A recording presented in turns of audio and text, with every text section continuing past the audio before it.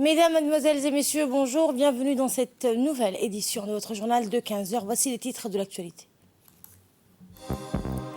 Une réunion de concertation avec les partenaires du système de santé s'est tenue hier à l'hôtel Kempinski Palace. Et des affrontements entre Palestiniens et soldats israéliens ont éclaté ce vendredi sur l'esplanade des mosquées à Jérusalem, faisant une soixantaine de blessés. Bonjour, à l'hôtel Kempinski a abrité hier matin donc une réunion de groupe de coordination de partenaires de la santé placée sous le patronage du ministre de la Santé, Dr Ahmed Rabla Abdileh, initiée par le ministre de la Santé en août dernier. Cette deuxième assise du groupe de partenaires de santé a vu la participation de l'ambassadeur de France à Djibouti, Arnaud Guillois, de l'ambassadeur du Japon et un représentant de l'ambassadeur de Chine à Djibouti, mais aussi du représentant de l'USAID et bien d'autres représentants d'organismes bilatéraux comme la TICA, l'AFD, l'Agence française de développement ou encore la GK. Eh bien, outre la représentante de l'OMS, il est à noter la présence autour de tables de plusieurs représentants d'organisations nationaux, régionaux et internationaux que sont l'UNFD, l'Instad, l'IGAD, le CDC Afrique, le PNUD, la Banque mondiale, l'UNICEF, l'OIM, le HCR, l'ONU-SIDA, le FNUAP et le PAM. Organisé de façon régulière, ce grand rendez-vous des partenaires de la santé fut l'occasion de partager donc ensemble les évolutions du système de santé djiboutien de manière à faire le point sur les actions menées et les chemins parcourus sur l'autel de développement du secteur de santé. Il s'agit donc de dégager ainsi les futures orientations de la politique de santé autour d'une mobilisation concertée de fonds et de financement. Dans son mot d'introduction, le ministre de la Santé, Dr Ahmed Rabla, a détaillé les de son département, notamment dans la lutte contre la Covid-19, la santé de la mère et de l'enfant, le renforcement de la surveillance épidémiologique. Le ministre de la Santé a surtout insisté sur ce projet phare de digitalisation de notre système de santé qui constitue une véritable opportunité de transformation et d'innovation par le biais d'utilisation des nouvelles technologies à tous les échelons au système sanitaire.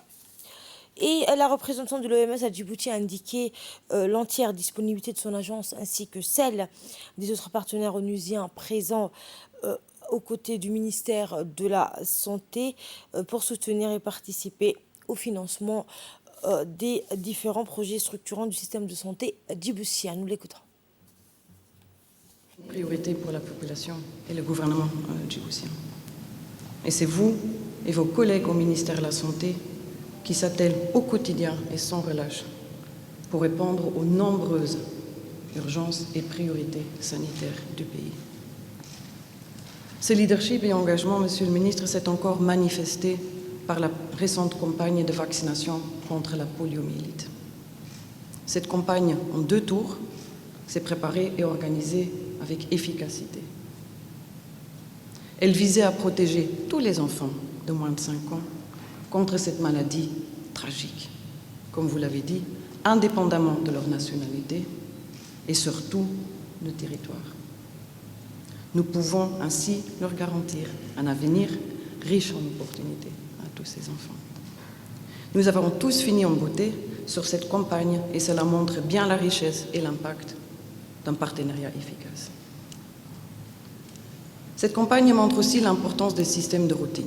La vaccination de routine, bien sûr, mais aussi la surveillance. À partir du moment où nous aurons une bonne surveillance épidémiologique, nous serons en mesure de connaître les menaces sanitaires auxquelles nous sommes confrontés et pour nous préparer ensemble pour y faire face et sauver des vies. La finalisation de la stratégie nationale de vaccination nous permettra de réunir tous ces éléments dans une vision stratégique que nous pourrions par la suite décliner en plan opérationnel. Le ministre de la Santé, le Dr Ahmed Rabla, a indiqué pour sa part que la stratégie du ministère de la Santé s'inscrit largement dans la perspective de relever l'ensemble des défis afin d'accélérer les progrès vers une couverture sanitaire universelle. On l'écoute. Massive et de qualité témoignent de l'intérêt que vous portez donc à cette problématique de santé. Le gouvernement de la République de Djibouti tient à l'existence d'un système de santé de qualité pour tous et partout. Il est donc de mon devoir de mobiliser les partenaires pour appuyer et orienter nos stratégies nationales de mise en œuvre de la politique de santé. Ainsi, nous sollicitons l'appui de l'ensemble des partenaires afin de nous accompagner dans cette noble mission pour mieux répondre aux besoins en matière de santé de notre population. Il est utile de vous rappeler que la stratégie du ministère de la Santé s'inscrit largement dans la perspective de relever l'ensemble de ces défis afin d'accélérer les progrès vers la couverture sanitaire universelle et les objectifs de développement durable liés à la santé. Il s'aligne sur la vision 2035. Cependant, le plan de développement de santé BNDS 2020-2024 constitue donc le document de référence pour toute action menée dans le secteur de la santé, sur toute l'étendue du territoire national pour les 5 premières années. Ainsi, la réussite de sa mise en œuvre exige que le gouvernement et ses principaux partenaires s'alignent tous ensemble derrière les priorités du PNDS et mettent leurs ressources techniques et financières à tous les niveaux pour plus d'efficacité et d'efficience.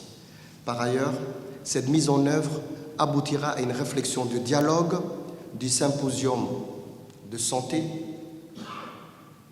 c'est-à-dire des assises de la santé que vous connaissez, au cours de laquelle un large débat entre les secteurs de la santé de façon globale, ce n'est pas seulement le ministère de la Santé, mais c'est l'ensemble du monde de la santé à Djibouti et les populations, permettra donc, ce dialogue permettra de revoir le système de santé dans sa globalité. Il est important de rappeler que grâce à la conjugaison de nos efforts, à l'image de ce partenariat, la redynamisation de notre système de santé passe inéluctablement par la digitalisation qui va nous permettre de mieux réorganiser le monde de la santé dans sa globalité et la numérisation de nos services de santé avec l'essor du numérique et de l'Internet. En ce mois béni du Ramadan, il est indispensable d'évoquer la prière de Tarawih, prière spécifique au mois de Ramadan. Les Tarawih donc sont les prières quotidiennes du soir, exécutées après celle de Isha pendant le mois du jeûne du Ramadan, à partir de la veille du premier jour du mois. Comme leurs frères du monde musulman, les Djiboutiens se rendent dans les mosquées tous les soirs durant le mois béni du Ramadan pour accomplir les prières obligatoires en congrégation ainsi que les prières de Tarawih qui caractérisent le mois béni. À cet égard, les mosquées de tous les quartiers de la ville de Djibouti se remplissent de fidèles qui souhaitent obtenir une récompense de Dieu Tout-Puissant en exploitant les période du mois sacré du Ramadan avec le culte et les bonnes actions. Ces scènes donc captées par la caméra de la RTD montrent l'intense présence des fidèles dans les mosquées afin de participer à cette prière de Tarawih qui est considérée comme l'une des traditions, la tradition prophétique sunna, que la paix et la bénédiction d'Allah soient sur lui. Rappelons que le Coran étant divisé en 30 parties à la fin du mois du Ramadan, l'imam est censé avoir récité la totalité du Coran durant ses prières.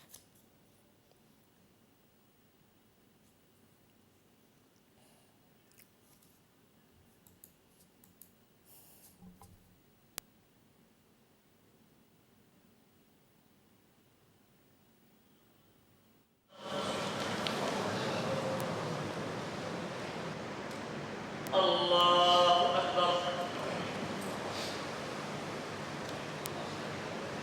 السلام عليكم ورحمة الله. السلام عليكم ورحمة الله.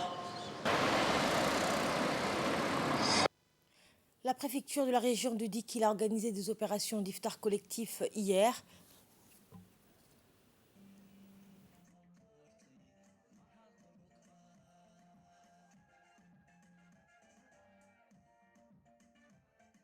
Eh bien, ce rassemblement placé sous le signe de la piété, le partage, la spiritualité, du vivre ensemble propre au mois béni du Ramadan a été un moment béni, donc un moment de retrouvailles entre les habitants de la ville de l'Unité et le préfet ainsi que le président du conseil régional. Cet iftar traduit l'essence même du Ramadan et renforce l'envie de partage des moments communautés pour rompre le jeûne.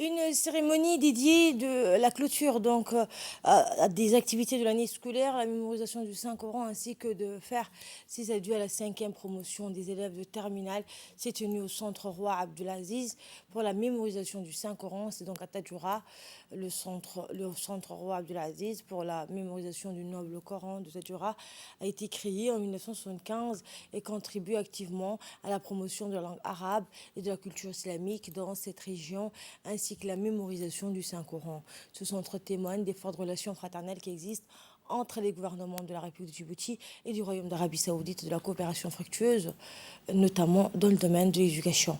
Les parents d'élèves ont souligné lors de cette cérémonie l'importance du rôle joué par le centre Roi Abdelaziz à Tadjoura pour l'enseignement et la diffusion de la langue arabe et de la culture islamique depuis près de 50 ans.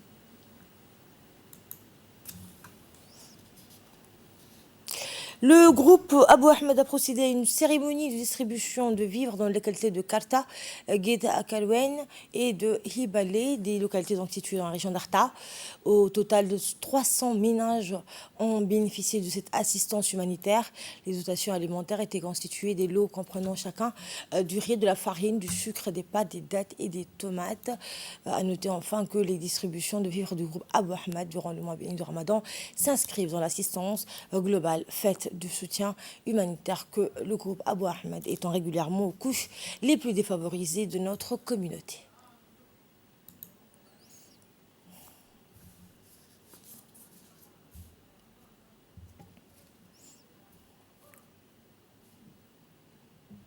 Le propriétaire du groupe Abou Ahmed, le commerçant djiboutien Abdelrahman Ahmed Taha, a exprimé dans une brève allocution ses remerciements et sa reconnaissance aux autorités locales pour l'accueil chaleureux et les moyens nécessaires facilités pour fournir cette aide aux groupes vulnérables de ces localités rurales.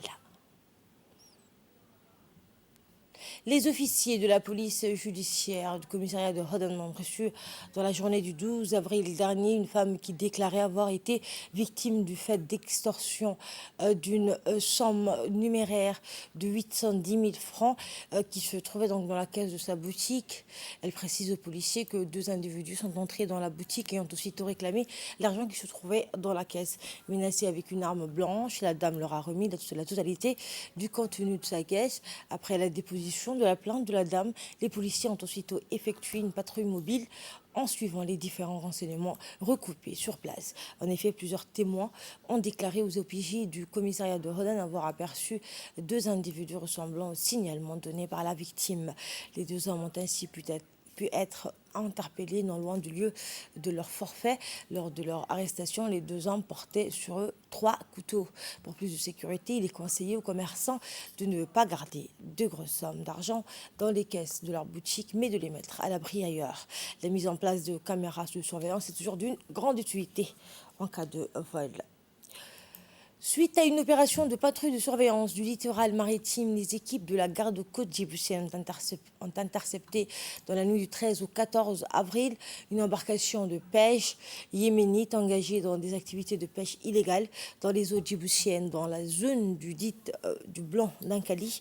Ainsi, ces 3 membres d'équipage, tous donc originaires du Yémen, qui ont été interceptés dans le cadre de cette opération.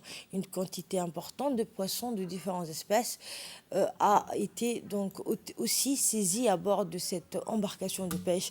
L'enquête a été confiée à la brigade de recherche des investigations et des affaires judiciaires de la garde-côte, tandis que l'embarcation de pêche a été placée sous saisie dans l'attente d'une décision de la justice.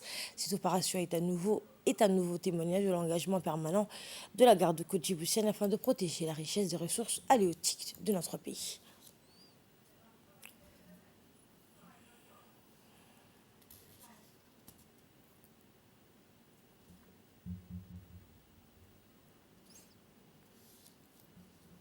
Affrontement sur l'esplanade des mosquées à Jérusalem, je le disais en titre, selon des sources médicales, des manifestants ont jeté des pierres et autres projectiles en direction des forces de l'ordre qui ont répliqué par des tirs de gaz lacrymogène et de balles en caoutchouc. Eh bien, les causes de cette violence restent floues.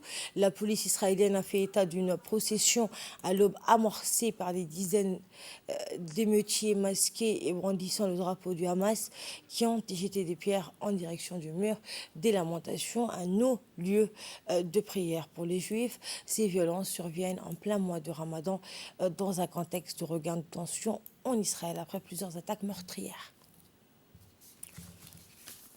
C'est la fin de cette édition. Merci à vous de l'avoir suivi. Je vous donne rendez-vous ce soir à 22h pour un nouveau journal. Très bonne suite de programme sur Télé Djibouti.